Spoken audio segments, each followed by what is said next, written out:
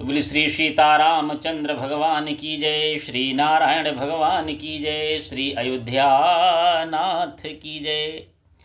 आइए हम चर्चा करेंगे एकादशी व्रत कैसे रखा जाता है। कल जो है पौष मास की कृष्ण पक्ष की शफला एकादशी है और तीनों लोकों में एकादशी के समान कोई व्रत नहीं है। आपको मैं बता दूं, पद्म पुराण में इसका वर्णन जो है आया है। जैसे नागों में शेष नाग, पक्षियों में गरुड़, देवताओं में भगवान विष्णु और मनुष्यों में ब्राह्मण श्रेष्ठ हैं, उसी प्रकार संपूर्ण व्रतों में एकादशी व्रत श्रेष्ठ कहा गया है।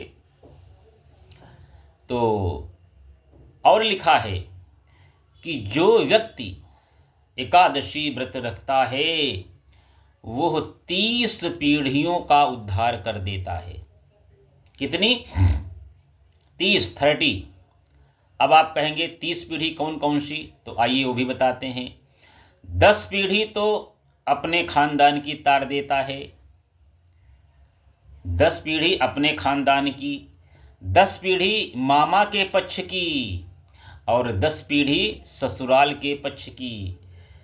तो 30 पीढ़ियों का उद्धार कर देता है वह व्यक्ति जो एकादशी का व्रत रखता है। अब एकादशी का व्रत रखने की विधि मैं आपको संक्षेप में बता देता हूँ।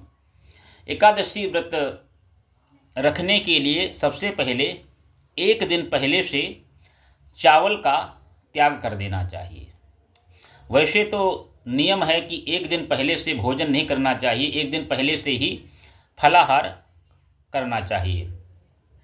अगर एक दिन पहले भोजन न छोड़ पाओ तो एक दिन पहले से चावल का परित्याग कर दीजिए, क्योंकि चावल अगले दिन पेट में नहीं रहना चाहिए।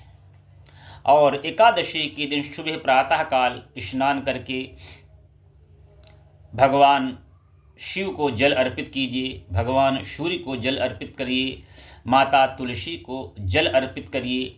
और एकादशी के दिन सुगंधित पुष्पों से, यानी जिन पुष्पों में सुगंध आ रही हो ऐसे पुष्पों से भगवान हरि की यदि पूजा की जाए तो करोड़ों अरबों पुष्पों से जितना भगवान नारायण प्रसन्न नहीं होते हैं उतना जो है सुगंधित पुष्पों से पूजा करने से भगवान नारायण प्रसन्न होते हैं। और एकादशी के दिन आपको खाना क्या है? एकादशी के दिन आप दूध ले सकते हैं, फल ले सकते हैं, मिठाई ले सकते हैं, मखाना ले सकते हैं, ड्राई फ्रूट ले सकते हैं, आलू ले सकते हैं। और इसके अलावा जो है ये टमाटर, हरी धनिया, हल्दी, मिर्चा ये सब वर्जित हैं। यहाँ तक कि किसी प्रकार का नमक भी खाना वर्जित है। ये लोग जो कहते हैं कि फलाहारी नमक खा रहे हैं, ये सब बहानेबाजी है। नमक इज़ नमक। यदि आपने नमक खा लिया तो आपके शरीर को नमक की पूर्ति हो गई, तो नमक बिल्कुल वर्जित है। और फलाहार और दूध से आप दिन में एक बार या 2 बार लीजिए और दिन में भगवान का खूब भजन कीजिए। पर निंदा नहीं करनी है, दूसरे की निंदा नहीं करनी है। और हो सके तो रात्रि में जागरण कीजिए। रात्रि में जागरण का जो है इतना फल है कि हजारों वर्ष तपस्या करने से जो फल प्राप्त होता है वही फल एकादशी की रात्रि में जागरण करने से मिल जाता है। और सुबह द्वादशी को किसी ब्राह्मण को भोजन करा के भोजन कीजिए। अगर ब्राह्मण नहीं मिलता है तो एक खुराक भोजन गाय को खिला दीजिए, उसके बाद आप पारण कीजिए। तो बोले श्री नारायण भगवान की जय।